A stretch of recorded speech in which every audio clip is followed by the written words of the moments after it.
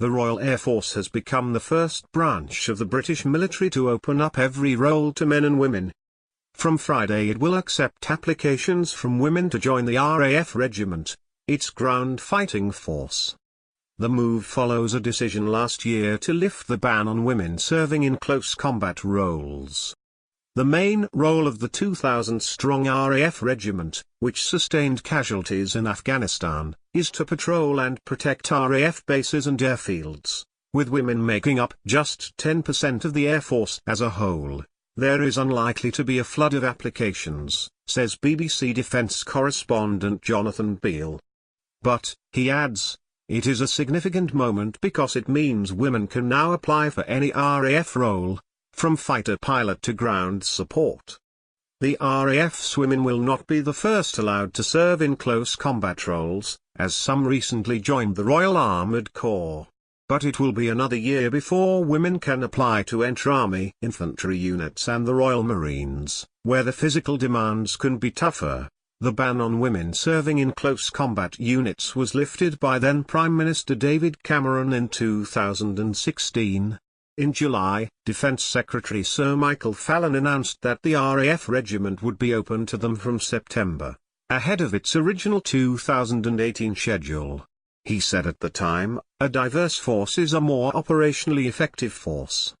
Individuals who are capable of meeting the standards for the regiment will be given the opportunity to serve, regardless of their gender. This is a defining moment for the RAF.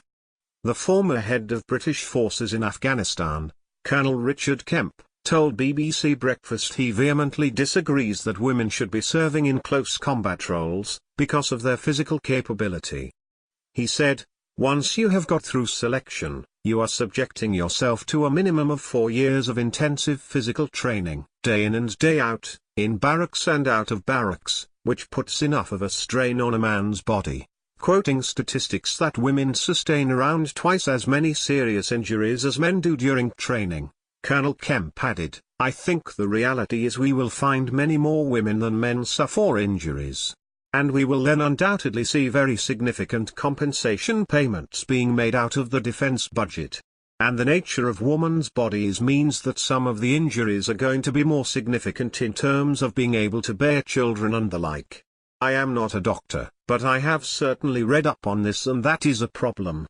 However, a former major in the British Army, Judith Webb, said it had been proven that women were well capable of the roles.